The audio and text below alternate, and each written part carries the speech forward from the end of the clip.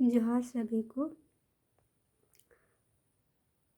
सभी को अपने माता पिता का पूरा से पूरा ध्यान देना चाहिए। और आप जो भी मंदिर में जाके पूजा पाठ जिस प्रकार से आप करते हैं, भोग वगैरह सब लगाते हैं, चढ़ाते हैं, ठीक उसी प्रकार से रोज़ ना सही पर्व त्यौहार में से ही आप अपनी माता का ठीक उसी प्रकार से देखभाल कीजिए जैसे आप मंदिर में जाके माता रानी को करते हैं।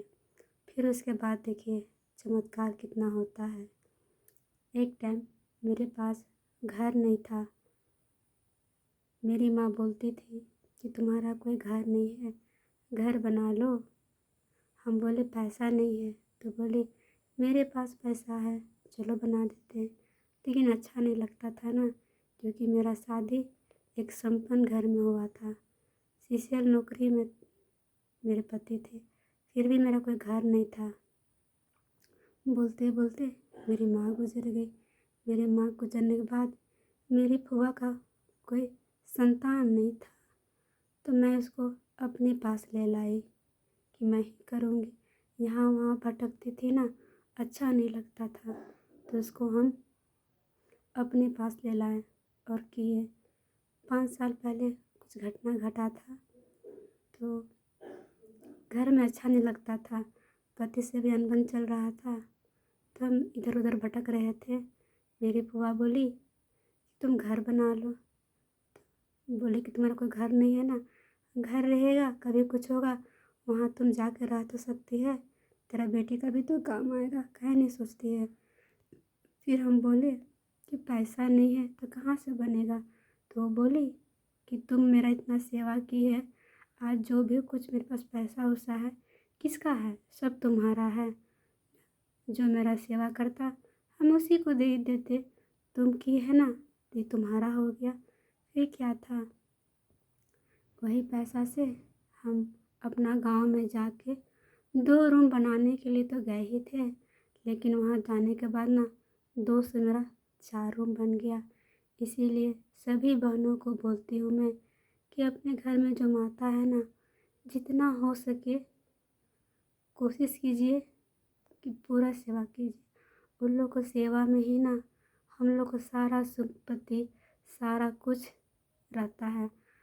हमने एक नहीं, मैंने बहुत सारे माँओं की सेवा किया है और वो लोग बहुत सारा आशीर्वाद दिए, जो कि आज साक्षात दिखता है। वो एक टाइम था मेरा घर नहीं था और आज मेरा 2 घर है। गांव में भी 2 है, खलारी में भी 2 है और रांची में भी 2 है। तो ये सब सारा चीज़ जो है सब माँओं का आशीर्वाद का है। मेरी सहेली की माँ बोलती थी मेरी 5 नहीं मेरी 6 बेटी है। सोचिए तो क्यों बोलती होगी, उतना हम कर्म जो किए थे। इसीलिए मेरी सास भी बहुत मानती है हमको, कभी लगने नहीं दिया कि उस घर की हम बेटी नहीं है। कभी भी जाओ जितना अपना बेटी को करती है ना, उतना ही हमको भी जो खाना हो जो पीना हो आप बेहिचक ले सकते हैं वहाँ से, वैसे लोग हैं। जब मेरा तबीयत खराब हुआ ना, मैं अपनी सहेली की मायके गई थी। वहाँ उसके पिताजी ने मेरे पति से कहा दशरथ सावित्री का तबीयत खराब है, क्या हुआ है, इसको इलाज नहीं करवा दिया है क्या। तो सोचिए इतना कौन बोलता है। मेरा खुद का पिताजी नहीं है ना, लेकिन मेरा दुख तकलीफ उन लोग को दिखता है। और आज से नहीं, मैं किसी से भी जुड़ती हूँ ना, मैं किसी एक इंसान से नहीं जुड़ती हूँ, मैं अपने उनका पूरा परिवार को ही अपना मान लेती हूँ। और वो लोग भी मुझको भी ना अपने परिवार का एक हिस्सा समझते हैं।